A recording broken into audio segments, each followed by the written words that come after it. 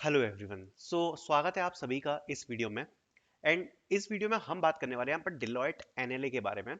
Deloitte एनएलए में जैसा कि आपको पता होगा कि टेक्निकल जो एमसीक्यू क्वेश्चंस होते हैं वो यहाँ पर हमें पूछे जाते हैं।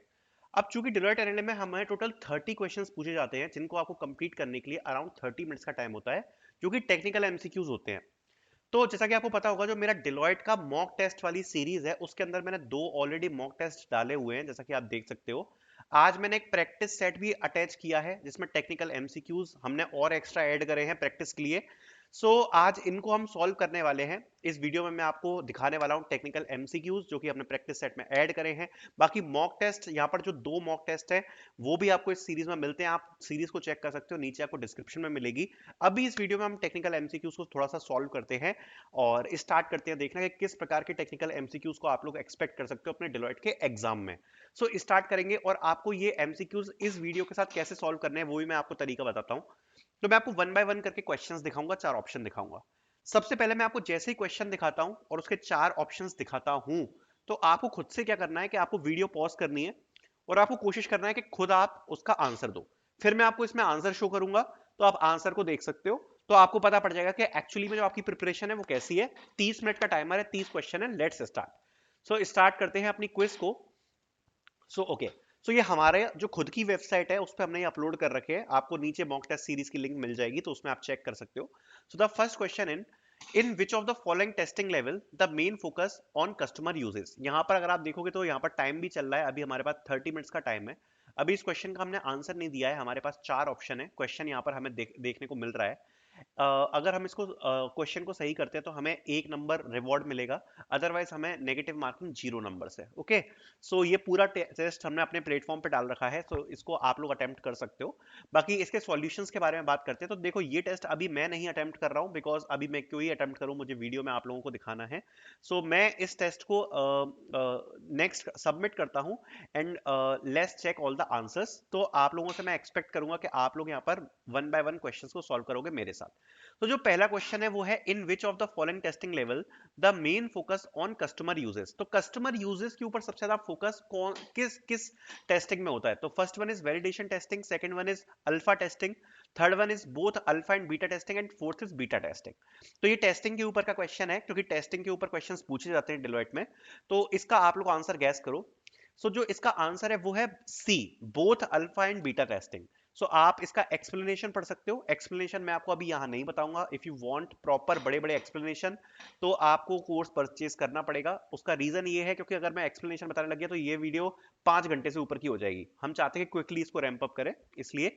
इसका जो आंसर है वो होगा both alpha and beta testing. Alpha और बीटा टेस्टिंग दोनों में ही जो मेन फोकस रहता है वो कस्टमर यूजर्स के ऊपर होता है। देन आगे बढ़ते हैं और नेक्स्ट क्वेश्चन पे चलते हैं। तो सेकंड जो क्वेश्चन है वो ये है, which of the following evaluation method is used to evaluate the quality test cases। इन चार जो आपको ऑप्शंस दिए हैं उसमें से ऐसा कौन सा मेथड है जो क्वालिटी टेस्ट केसेस पर ध्यान देता है अगर हमें इवेल्युएट करना होता है? तो फर्स्ट है वेरिफिकेशन, दूसरा है म्यूटेशन एनालिसिस, थर्ड है परफॉर्मेंस एनालिसिस एंड फोर्थ है वैलिडेशन। आप इसका आंसर गैस करो क्या हो सकता है। जो इसका आंसर है वो होता है म्यूटेशन एनालिसिस। जो म्यूटेशन एनालिसिस है इसका यूज कर हम क्वालिटी टेस्ट केसेस का को इवेल्युएट यहाँ पर कर सकते हैं, और ये इसके लिए इवेल्युएशन मेथड यहाँ पर होता है। थर्ड क्वेश्चन पे पढ़ते हैं एंड थर्ड क्वेश्चन हमारा है, static analysis can be described as. Static analysis क्या होता है? The review of test plans, analysis of batch programs, the use of black box testing या the analysis of program code. इन चार options में क्या करेक्ट ऑप्शन है, आप कोशिश करो। इसका जो आंसर है वो एक्चुअली डी है। इसका जो करेक्ट ऑप्शन है वो है the analysis of program code. Static analysis का मतलब ये होता है कि जब हम अपने प्रोग्राम कोड को पूरा एनालिसिस करते हैं उसको ही यहाँ पर स्टैटिक एनालिसिस कहा जाता है। ठीक है। नाउ अगले क्वेश्चन पे बढ़ते हैं। What is primary goal of alpha testing? Alpha testing का प्राइमरी गोल क्या है? To find defects in the code, to evaluate the user interface and overall user experience, to assess the system performance under varying workloads, to test the software in controlled environment before releasing it to the limited audience। Let's guess the answer, फिर मैं आपको इसका answer show करूंगा। Actually में alpha testing का जो main मतलब है वो होता है to test the software in controlled environment before releasing it to the limited audience. ये यहाँ पर अल्फा टेस्टिंग का जो मतलब है वो आंसर होता है। बाकी एक्सप्लेनेशन आपको यहाँ पर सारे मिलेंगे कोर्स में। What is the purpose of equivalence partitioning in software testing? Equivalence partitioning का क्या मतलब होता है? to divide the input values into equivalent cases to reduce the test cases, to test the equivalence of system components, to access the equivalence of different software versions, या फिर to find the defects in the code. Let's guess the answer. So the answer is first one, to divide the input into equivalent cases to reduce the test case. So basically जब हम यहाँ पर equivalence partitioning करते हैं तो हम क्या कोशिश करते हैं कि जो हमारे टेस्ट केसेस हैं उनको यहाँ पर रिड्यूस किया जाए एंड हमारी जो क्लासेस हैं उनको यहाँ पर हम इक्वल पार्ट्स में डिवाइड करें. सो उसी को हम बोलते हैं इक्विवेलेंस पार्टीशनिंग. देन है what is the number of layers in the OSI model. And I am expecting कि इसका आंसर ज्यादातर बच्चों को पता होगा बिकॉज ये काफी ज्यादा इजी क्वेश्चन है, नेटवर्किंग से है. What is the number of layers in the OSI model. तो टोटल नंबर ऑफ लेयर्स कितनी होती है? आई गेस हम सबको ही पता है 7 लेयर्स होती हैं टोटल, तो इसका जो आंसर है वो 7 है. देन नेक्स्ट क्वेश्चन पे पढ़ते हैं. What is a single channel shared by multiple signals in computer network. अगर सिंगल चैनल शेयर किया जाए मल्टीपल सिग्नल्स में तो उसको कंप्यूटर नेटवर्क में क्या बोलते हैं? This is our next question. So इसका जो आंसर है वो होता है मल्टीप्लेक्सिंग. सो मल्टीप्लेक्सिंग बोलते हैं अगर कोई सिंगल चैनल को आप शेयर करोगे मल्टीपल सिग्नल्स में तो उस टर्म को यहाँ पर मल्टीप्लेक्सिंग बोला जाता है इन कंप्यूटर नेटवर्किंग. एंड इसका जो एक्सप्लेनेशन है you can see here but you will get in the test. So now talking about this next question, which of the following allows LAN user to share computer programs and data.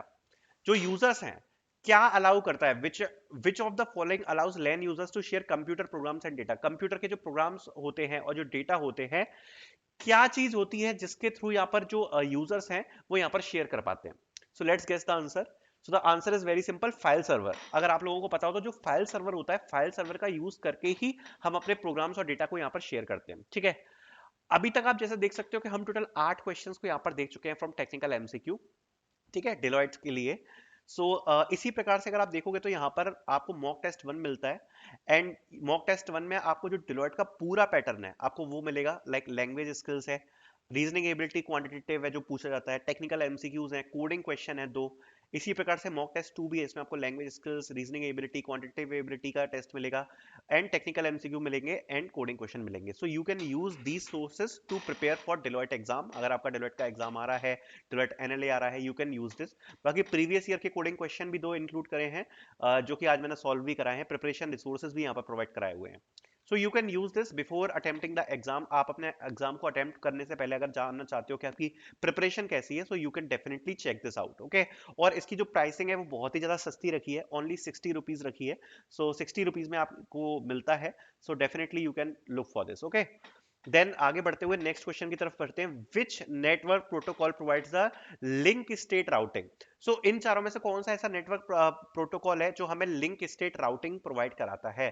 तो I think इसका answer भी आप लोगों को पता होगा, which is एनएलएसपी. सो एनएलएसपी काफी popular Netware protocol है जो कि हमें यहाँ पर लिंक स्टेट राउटिंग जो होती है वो प्रोवाइड कराता है. ओके, नाउ कुछ क्वेश्चंस को हम स्किप करेंगे क्योंकि काफी सारे क्वेश्चंस हैं. एल्गोरिथम्स के क्वेश्चंस पर आते हैं. सो जो एल्गोरिथम का क्वेश्चन है, पहला क्वेश्चन है what happens when delete is used in a null pointer. So अगर आप देखोगे तो यहाँ पर एक पॉइंटर हमने क्रिएट किया, इसकी वैल्यू हमने नल असाइन करी और अगर इस पॉइंटर को हम डिलीट कर दें तो क्या फर्क पड़ता है? क्या कंपाइल टाइम एरर आएगा, क्या रन टाइम एरर आएगा, क्या नो इफेक्ट आएगा, या फिर एनए? कोई भी इफेक्ट नहीं, मतलब एनए मतलब कोई भी एप्लीकेबल नहीं हो रहा है इनमें से ऑप्शन. सो आपको क्या लगता है इसका आंसर क्या होगा? तो अगर हम किसी पॉइंटर को क्रिएट करके डिलीट करते हैं तो मैं आपको बताना चाहूंगा उससे कुछ भी इफेक्ट नहीं पड़ता है, इसलिए जो इसका आंसर है वो होगा नो इफेक्ट. आप देख सकते हो इसका जो करेक्ट आंसर है वो है C, no effect. Next, now next question की तरफ पढ़ते हैं. Consider the following recursive function. जहां पर अगर फंक्शन की वैल्यू 4,3 है तो हमें क्या देखने को मिलेगा? सो हमें एक फंक्शन दिया जिसमें दो वेरिएबल पास कर रहे हैं x और y, जिसकी वैल्यू यहाँ पर 4,3 है. सो हमें क्या देखने को मिलेगा? If x equals to 0 return y, otherwise return function then x minus 1 comma x plus y. तो ये एक रिकर्सिव फंक्शन है, जैसा आप देख सकते हो 4 ऑप्शन है 13, 12, 9, 10. तो हमें क्या देखने को यहाँ पर मिलेगा ये यहाँ पर पूछा गया है. सो बेसिकली एक सूडो कोड है आप बोल सकते हो और 4,3 हम यहाँ पर पास कर रहे हैं. ठीक है, सो ठीक है, तो अगर देखोगे तो इसमें लिखा है हमें एक फंक्शन दिया है जिसमें हम 4,3 पास कर रहे हैं और जो हमें फंक्शन है वो है x minus 1 and x plus Y. So ये हमारा फंक्शन है x minus 1 and x plus Y जो कि रिटर्न हो रहा है. ठीक है, एंड जो हम पास कर रहे हैं वो है 4,3. तो x की जगह 4 पास हो रहा है तो यहाँ पर हो जाएगा सबसे पहले 4,3 हम यहाँ पर पास कर रहे हैं तो इसकी जगह क्या आ जाएगा, अगर हम x माइनस वन यहाँ पर हम रिटर्न कर रहे हैं, जैसा आप देख सकते हो ना, x माइनस वन और x प्लस वाई, ये हम रिटर्न कर रहे हैं दो चीजें। सो सबसे पहले जो x माइनस वन है तो यहाँ पर क्या रिटर्न हो जाएगा 3, कॉमा x प्लस वाई है तो यहाँ पर क्या रिटर्न हो जाएगा 7। ठीक है, अब ये दोबारा से रन होगा, एग्जीक्यूट होगा, तो जब दोबारा से एग्जीक्यूट होगा तो हमारे यहाँ पर x और y की वैल्यू हो गई 3,7। जब 3,7 पास हुई तो x माइनस वन क्या होगा 2 एंड x प्लस वाई क्या होगा हमारा 10। फिर से दोबारा हमारा 10 और 2 और 10 पास होगा एज एक्स वाई, तो यहाँ पर वैल्यू हो जाएगी 1 एंड यहाँ पर वैल्यू हो जाएगी 12। एंड दोबारा से हमारा ये पास होगा 1,12, तो जब 1,12 पास होगा तो x की वैल्यू हो जाएगी 0 एंड हमारी y की वैल्यू हो जाएगी 13। और जैसे ही हमारे यहाँ पर y की वैल्यू 13 हो जाएगी, सो यहाँ पर लिखा है if x equals to 0 return y, तो हमारा जो भी y है वो हमें रिटर्न करना है। तो जैसे ही हम यहाँ पर y रिटर्न करेंगे, आप देख सकते हो यहाँ पर लिखा है अगर x की वैल्यू 0 है तो हमें रिटर्न करना है y को। सो यहाँ पर x की वैल्यू 0 हो चुकी है तो हमारा जो y है वो यहाँ पर रिटर्न हो जाएगा विच इज 13, और जो हमें आंसर है उसमें हमें क्या मिलेगा 13। सो यहाँ पर जो ऑप्शन है उसका राइट आंसर क्या होगा 13। तो आप देख सकते हो हमारा जो आंसर है वो क्या है 13, ऑप्शन ए। ओके, इसी प्रकार से नेक्स्ट क्वेश्चन है जो कि आप देख सकते हो। सो इस नेक्स्ट क्वेश्चन को भी यहाँ पर सॉल्व करना है हमें। सो बेसिकली इसमें भी एक एल्गोरिथम दी है एंड मैं होप करूंगा कि आप लोग इस क्वेश्चन को एक बार यूट्यूब पर देखकर एक बार इसको सॉल्व करने की कोशिश करो, जिसमें एक फंक्शन दिया है एंड इस फंक्शन का कुछ कोड लिखा है, और नीचे अगर आप देखोगे तो नीचे भी एक कोड लिखा हुआ है। आउटपुट आप देख सकते हो स्टैक ओवरफ्लो 3 4 5, तो क्या आंसर आएगा, कोशिश करो सॉल्व करने की। सो इसका आंसर आएगा एक्चुअली डी विच इज 5, और इसका जो एक्सप्लेनेशन है वो ऑलरेडी दिया हुआ है। नेक्स्ट क्वेश्चन की तरफ पढ़ते हैं। सो इसमें ये लिखा है which of the following is the correct recurrence of the worst case of binary search. Binary search का जो वर्स्ट केस है उसमें करेक्ट जो जो ये जो आपको इक्वेशन दी है टी ऑफ एन की, उसका जो करेक्ट रिकरेंस है वो क्या होने वाला है वर्स्ट केस सिनेरियो में। ठीक है, सो अगर आप देखोगे तो इसमें काफी सारी इक्वेशन लिखी हुई है, बट जो राइट आंसर है वो उसका होने वाला है C, which is T N by two plus order of one and T plus order of one, ये आपका रहेगा। एंड जब आप इसको कैलकुलेट करोगे तो t1 equals to t0 equals to order of one आएगा। अब ये कैसे आएगा, इसका जो एक्सप्लेनेशन है वो नीचे हमने पूरा दिया हुआ है। ठीक है, नाउ अगले क्वेश्चन की तरफ बढ़ते हैं, which is you are given a list of 5 integers and these integers are in the range of 1 to 6. There are no duplicates. One of the integer is missing in the list. Which of the following expression would be the missing integer will be counted? Okay.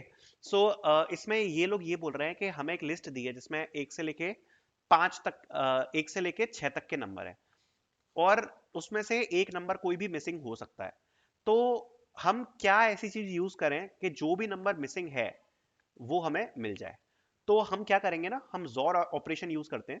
सो हम जितने भी numbers, देखो 1 से 6 तक के numbers हैं उसमें से कोई एक नंबर मिसिंग है, तो हम उन सभी नंबर का जो भी नम 1 से लेके नम 5 तक जितने भी नंबर होंगे उन सबका जोर कराएंगे, एंड देन 1 से 6 तक का भी जोर कराएंगे।